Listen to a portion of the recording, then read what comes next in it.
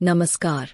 स्वागत है आपका वैराग्य ज्ञान में। आज हम आपको एक ऐसी रहस्यमयी और आध्यात्मिक यात्रा पर ले चलेंगे जो तांत्रिक शक्तियों, सिद्धियों और आत्मज्ञान से जुड़ी है। यह कहानी सिर्फ एक तीर्थ या साधना तक सीमित नहीं, बल्कि आत्मा और परमात्मा के बीच के गहरे संबंध को समझाने का प्रयास है। तो चलिए इस अद्भुत और चमत्कारी यात्रा की शुरुआत करते हैं। वीडियो पसंद आए तो लाइक करें, चैनल को सब्सक्राइब करें और अपने विचार कमेंट में जरूर बताएं। जिन परी साधना। कोई भी साधना इतनी सरल नहीं होती जितनी कि वह पढ़ने पर दिखलाई देती है। हर साधक जानता है कि साधना और सिद्धि की कुछ गोपनीय कुंजियां और मर्म होते हैं, जिनका समुचित प्रयोग करने पर ही लक्ष्य की प्राप्ति होती है। तांत्रिक जीवन प्रारंभ करने के शुरू से ही मेरी रुचि परिसिद्धि करने की थी। मैं जानता था कि परिसिद्धि के बाद भोग की कमी नहीं रहेगी, पर भोग ही मेरी मंजिल नहीं थी।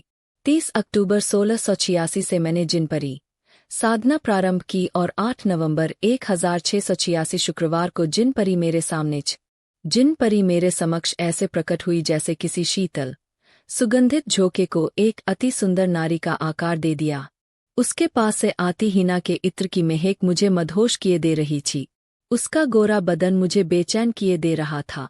उसने अपनी चीते सी कमर पर हाथ रखते हुए पूछा, कहो क्या चाहिए? मैं चकित सा उसे देख रहा था। वह खिलखिलाकर हंस पड़ी। उसकी धवल दंत पंक्ति हीरे की कनियों की तरह चमक उठी। उसकी उठती गिरती गर्म सांबे मुझे विचलित किए डाल रही थी। मैंने संयम की डोर खींची और स्थिर हो गया। प्रिय पाठकों, यह मेरा अनुभूत प्रयोग है। जिन परी साधना में शुद्धता, संयम और नियम का विशेष ध्यान रखना होता है। नीचे जिन परी साधना सरल रूप में लिख रहा हूँ। इसके बाद भी अगर कोई जिज्ञासा है तो आप मुझको निसंकोच लिखे। जिन परी साधना। यह साधना किसी भी शुक्रवार से प्रारंभ की जा सकती है। यह साधना केवल मध्य रात्रि में करनी होती है। इस साधना में शरीर और आत्मा का शुद्ध होना आवश्यक है। साधक निडर हो तो और अच्छा है। किसी भी शुक्रवार रात 11 बजे के आसपास ताजे पानी में 10 गुलाब के ताजे फूल डाल दे। लगभग 10 मिनट के पश्चात उस पानी से स्नान करे। केवल उच्च कोटि का सुगंधित तेल और साबुन प्रयोग करे। रात के ठीक 12 बजे यह साधना प्रारंभ करे। प्रारंभ से ही मालाएं जपनी है। माला मंत्र निम्न प्रकार है। रब्बे इन्नी मंगल बुने फंसी। प्रिय साधको, यह मेरी स्वयं की परीक्षित साधना है। मैंने इससे 100% सफलता प्राप्त की है। अगर आप कुछ और जानना चाहते हैं तो निसंकोच लिखे। लील परी साधना। सौंदर्य और स्त्री पुरुषों के लिए यह दोनों कोमल बातें हैं।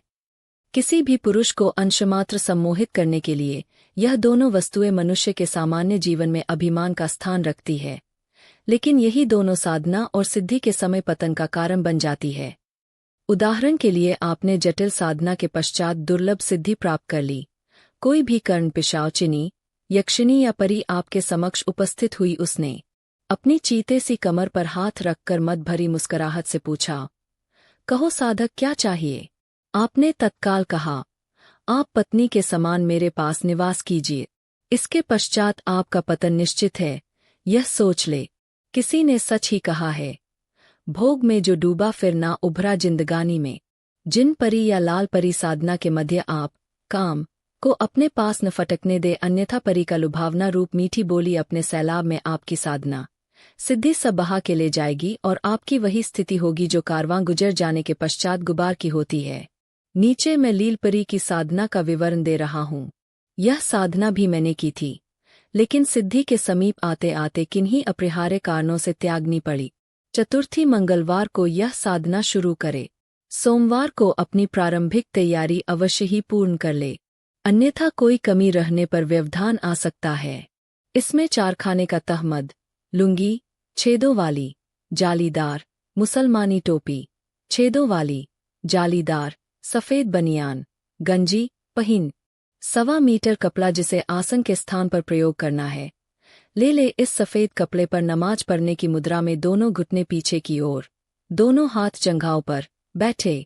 सामने तेज सुगंध वाला गुलाब का इत्र, गुलाब जल नहीं, एक मीठा पान, कुछ सफेद फूल, एक पानी का सुराहीदार लोटा, सुगंधित धूप और लोबान सामने रखे। शुद्ध हकीक की माला, केवल 60 दानों वाली हो, 108 मनकों की माला का प्रयोग पूर्णतः वर्जित है, भी पास रखे।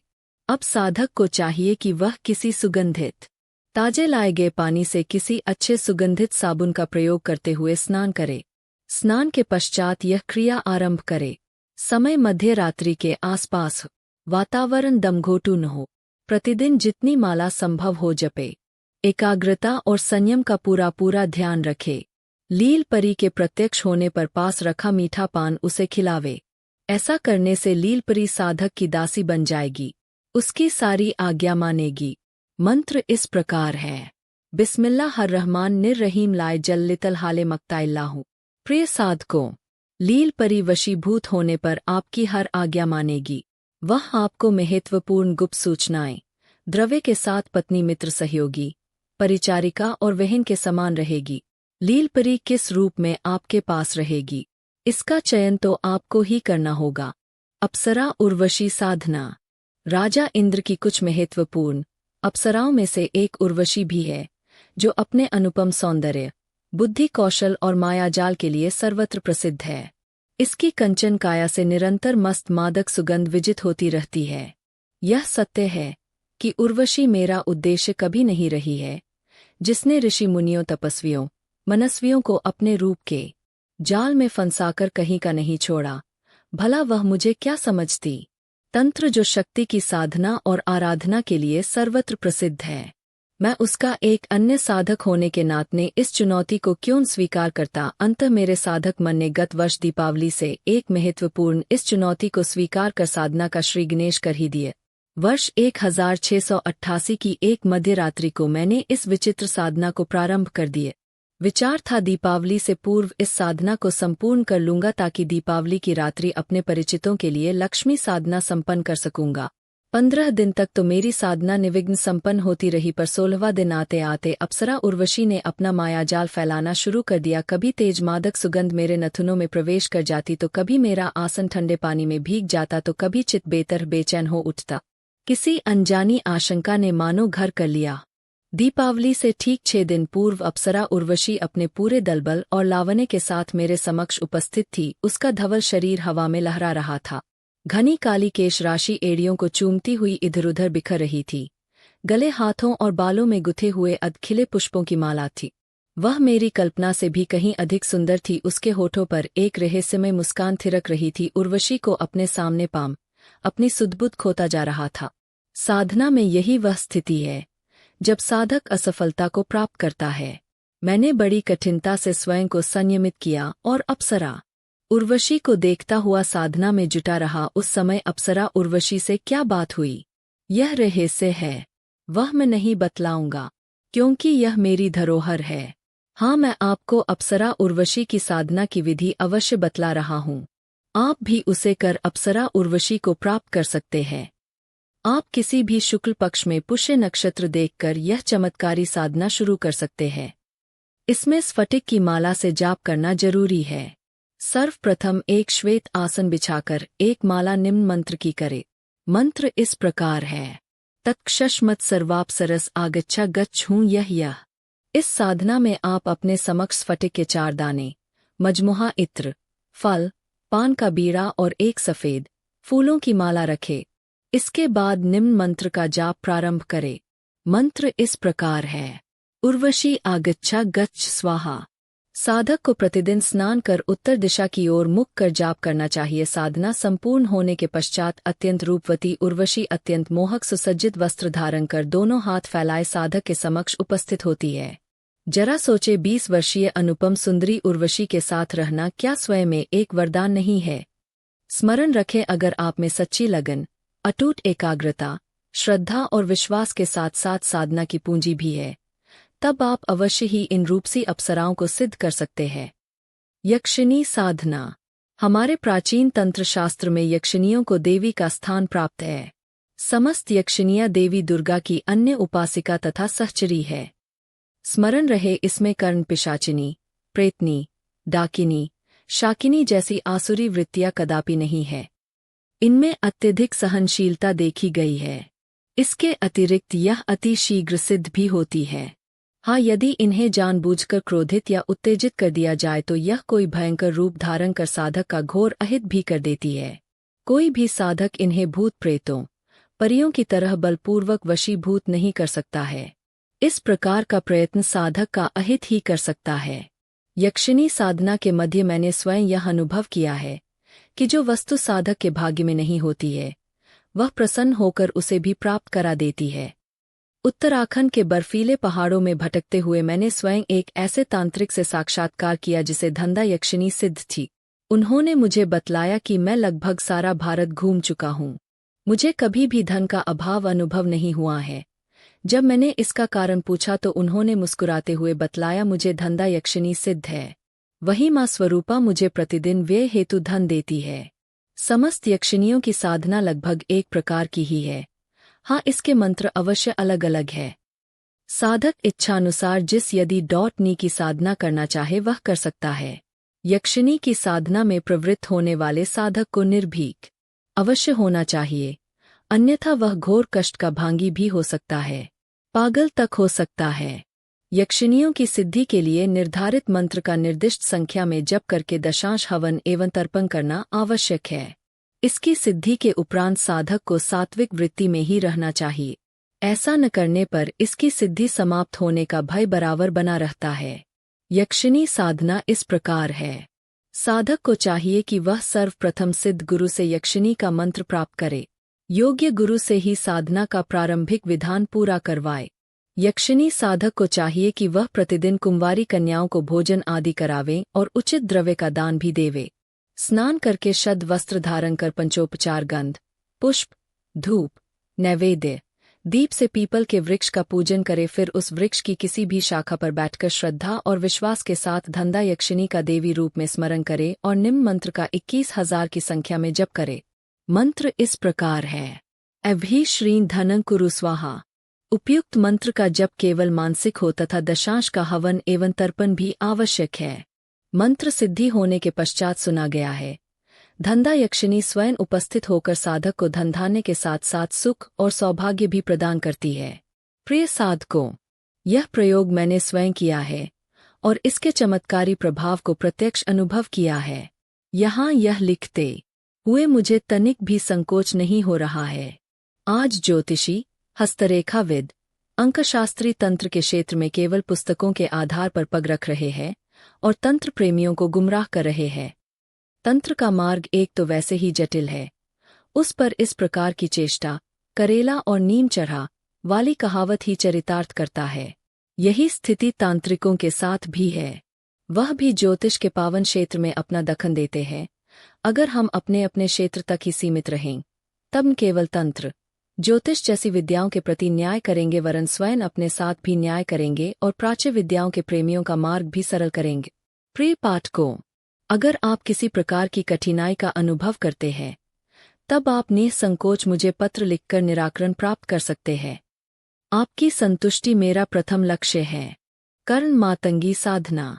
ल्हासा में ऊंचे पर्वत के असंख्य शिखरों के बीच बसा अति प्राचीन सा लगने वाला नगर है। अधिकांश मकान केवल पत्थरों और लकड़ी के बने हैं। दलाई लामा के राजनिवास को छोड़कर शेष सभी छोटे बड़े मकान बड़े ही अंगरहंग से बने प्रतीत होते हैं। पाल्पा से ल्हासा कोई 3.5 किलोमीटर है। बीच में सियांग नदी पड़ती है। डोलमा मुझे यही मिल गया। उसने मुझे बतलाया, हमारे गुरु पानी पर चलकर सियांग नदी पार करते थे। उन्हें इस विधि का अच्छा ज्ञान था। उसने यह भी बतलाया उन्होंने समाधि ले ली है, पर सूक्ष्म शरीर से अब भी हमारे साथ है। कठिन समय में अब भी श्रेष्ठी नोमग्याल का मार्गदर्शन करते हैं। मैं श्रेष्ठी नोमग्याल के निमंत्रण पर ल्हासा आया था। ल्हासा में मुझे अतिथि गृह में ठहरा दिया था। यही मेरी भेंट लंबा चोंगा पंजों तक लटकाए फीने बर्फ सी धवल नवल हाथ में काष्ठ का थाल लिए वहाँ की परम रागत साधिका जिसी से हुई थी, वह 20 बरस से अधिक कीन थी। चेहरा चपटा होने पर भी आकर्षक गोलाई लिए था। अधरों पर मादक मुस्कान थिरक रही थी और कपोल छोटे छोटे पर एकदम गुनावी थे। लंबा चौंगा डालने के बावजूद वक्ष छिपाए न छिप रहे थे। पर्वत शिखर के समान वह उन्नत थे। डोलमा ने बतलाया जिसी तंत्र साधना में सभी प्रकार का सहयोग देती है। उसकी माँ भी यहाँ साधिका थी, जिसी का रूप यौवन और देह यष्टि मोहक थी। रात उतर आई थी। घर से हजारों मील दूर तंत्र मंत्र के रहस्यमय प्रदेश में बैठा था। शायद भाग्य का खेल था। नहीं, तंत्र मंत्र के प्रति मेरी जिज्ञासा लगन मुझे यहाँ तक खींच लाई थी। रात और सरक गए। उजली रात थी। वातावरण अपरिचित, अनजान, नींद न थी। पलकें बंद थी पर नींद न थी। हवा मीठी मीठी भीनी भीनी थी। कोई दबे पाव चलता दिखा। उठकर बैठ गए। फिर धीमा स्वर आया, मैं जिसी नींद नहीं आई तब पास आ गए।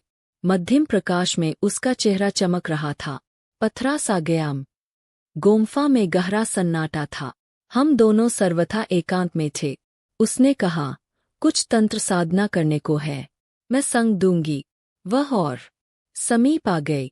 पर तभी तंत्र के क्षेत्र में जब पहला कदम रखा था तब की गई प्रतिज्ञा का स्मरण हो आया। मैली साधना नहीं, मैला काम नहीं। मैंने अपनी बात का विषय बदल दिया और तंत्र मंत्र साधना सिद्धि के विषय में बात करने लगा, जिस तंत्र की अन्य परंपरागत साधकों ने मुझे पहली बार कर्ण मातंगी साधना के विषय में बतलाए। इस अनूठी साधना की विशेषता यह है कि कर्ण मातंगी साधना करने के उपरांत साधक किसी भी व्यक्ति को देखते ही सब कुछ ठीक ठीक बतला देता है। इस कारण सब चकित रह जाते हैं। तिब्बती साधिका जिसी निरंतर बतला रही थी, आज मैं सरल गोपनीय पर अद्भुत कर्ण मातंगी साधना के विषय में बतलाऊंगी। जो साधक एक बार कर्ण मातंगी साधना पूर्ण कर लेता है, वह न केवल मनुष्य वरन पृथ्वी के भी अनजाने अनछुए रहस्यों को भी जान लेता है। कर्ण मातंगी मंत्र इस प्रकार है। वह बतलाती है, नमः श्री कर्ण मातंगी अमोघे सत्यवादिनी मम करने अवतर अवतर सत्यं कथ्यक थय एहगर श्री मातंग्या नमः। इस साधना को रात्रि में स्नान कर लाल धोती पहन लाल आसन पर दक्षिण की ओर मुख करके बैठे। यह साधना शुक्ल पक्ष के शुक्रवार से प्रारंभ करे। इस मंत्र की 41 माला जपे। माला हरे रंग के हकीक की होनी आवश्यक है। साधना के तीसरे दिन राई और तेल की 1001 आहुतियां देवे। होम करने के उपरांत स्नान कर फिर 12 माला जपे। तीसरे दिन अखंड जलता दीपक बुझा दे और दीपक के तेल को अपने हाथों और तलुवे में भली प्रकार मले। जिसी बतलाती है, इस साधना के संपूर्ण होने पर कर्ण मातंगी भयंकर रूप में प्रकट होती है। यह केवल भयंकर ही नहीं वरन हिंसक भी होती है। कर्ण मातंगी साधना में साधक का निडर और उत्साही होना अति आवश्यक है। कर्ण मातंगी साधना के इच्छुक साधक में अपूर्व धैर्य, अटूट निष्ठा, भरपूर श्रद्धा और एकाग्रता होना अनिवार्य शर्त है। इनके अभाव में साधक का घोर अहित तो होता ही है, साथ ही बेतर असफलता भी हाथ लगती है। उपरोक्त साधना में संयम, हौसला और गुरु का ही महत्व है। इनमें से एक भी काम होने पर साधना को स्थगित कर दें। प्रिय साधकों, यह साधना केवल शक्ति, संयम और श्रद्धा की परीक्षा नहीं, बल्कि आत्मा की स्थिरता और सत्य की खोज का मार्ग है। मैंने अपने अनुभवों से सीखा कि तांत्रिक मार्ग पर चलने वाले को मोह, लालच और इच्छाओं पर काबू पाना अत्यंत आवश्यक है। जिन, परी, यक्षिणी और अप्सराओं के रहस्य हमारे भीतर छिपी शक्तियों को जागृत करने के साधन हैं, लेकिन इनका दुरुपयोग साधक के पतन का कारण बन सकता है। साधना का असली उद्देश्य भोग नहीं, बल्कि आत्मज्ञान और मोक्ष है। यही सच्ची सिद्धि है। तो अपने लक्ष्य को समझें, अनुशासन बनाए रखें और सच्चे मन से साधना करें। अगर आप इस कहानी और साधना से जुड़ी और जानकारी चाहते हैं या आपके मन में कोई प्रश्न है तो नीचे कमेंट में जरूर बताएं। हमारे चैनल वैराग्य ज्ञान को लाइक, सब्सक्राइब और शेयर करना ना भूलें। जल्द ही हम आपके लिए ऐसी और अद्भुत कहानियाँ और ज्ञान लेकर आएंगे। धन्यवाद।